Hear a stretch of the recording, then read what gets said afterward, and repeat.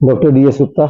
Doctor साहब, अभी 20 फरवरी आगरा में होने वाले यूपी आर्टकॉन कार्यशाला में आपको आमंत्रित किया गया है। तो इस विषय में सर कुछ बताएं जाने। एक्चुअली यूपी ऑर्थोकॉन एक बड़ी कॉन्फ्रेंस है ऑर्थोपेडिशियन की। इसमें मुझे फैकल्टी के रूप में इनवाइट किया गया है और मेरा टॉपिक है डॉट्स एंड पॉट्स। डॉट्स मतलब होता है टीबी की दवाई, जिसमें हम जो सरकार, भारत सरकार और NTEP किसी मरीज को जो टीबी ग्रस्त हो जाता है उसको सामने जाकर के अपने सामने, डॉट्स का मतलब है डोर, उसको सामने अपने हाथ से खिलाते हुए देखना। इससे ये फायदा होता है कि वास्तव में मरीज ने दवाई ली है या नहीं ली है।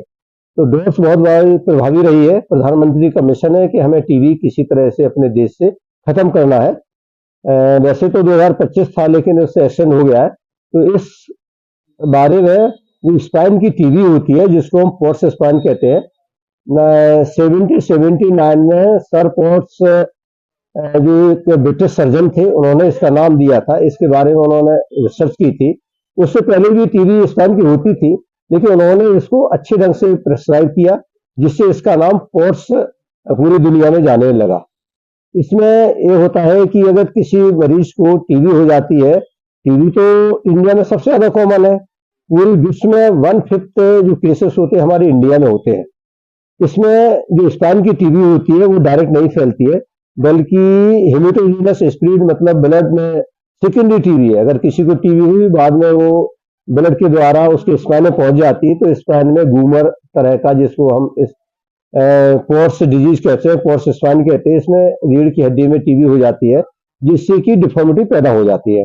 इसके बारे में डोर्स हम किस तरह से दें और हमारे डॉक्टर्स ऑर्थोपेडिस्ट इस बारे में कैसे ठीक करें, अगर समय रहते हम मरीज को टीबी की दवाई से उसकी टीबी ठीक कर सकते हैं तो उसको डिफॉर्मिटी नहीं होगी।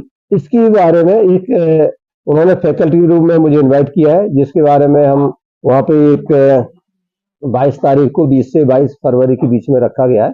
उसके बारे में, इसके बारे में लोगों को थोड़ा जागरूक करेंगे। वैसे तो जागरूक तो ज़्यादातर लोग हैं ही है, लेकिन फिर भी डॉक्टर्स अगर समय से बीमारी पहचान ले, मरीज उनके पास पहुंच जाए कि उसको टीबी है, अगर टीबी की दवाई समय से हम दे दें, जो नया रिजीम चला है जिसको अभी हम लोग बात कर रहे थे, डॉट्स एंड पॉट्स।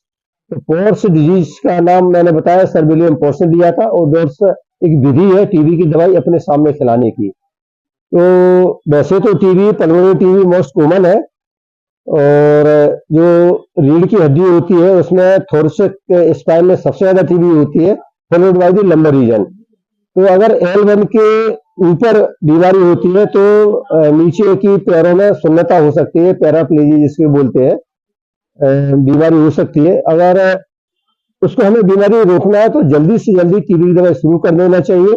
नए रूप में नए नए रिजीनियर आ गए, अगर उनको ठीक से देंगे तो रेजिस्टेंट टीबी भी ठीक हो जाती है। तो विकलांगता से हम उनको बचा सकते हैं। इसके बारे में हमें लोगों को बताना था आप लोगों के माध्यम से।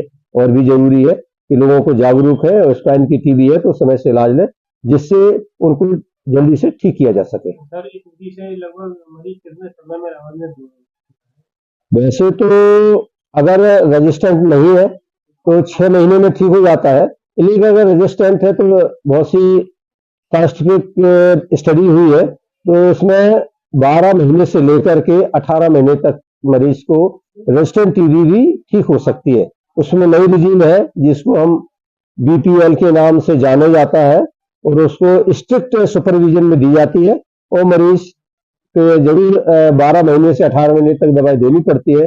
उसके साइड इफेक्ट्स भी होते हैं, उसको जानना बहुत जरूरी है, और समय रहते साइड इफेक्ट्स ठीक करने पर अगर मरीज ठीक से दवाई ले लेता है तो पूरी तरह से ठीक हो जाता है। उनको गुब्बा, जो रीढ़ की हड्डी में हो जाता है, ट्यूमर टाइप जो रीढ़ की हड्डी झुक जाती है, उसको बचाया जा सकता है, विकलांगता से बचाया जा सकता है, और भी लोगों को, घर के लोगों को टीबी से हम छुटकारा दिला सकते हैं।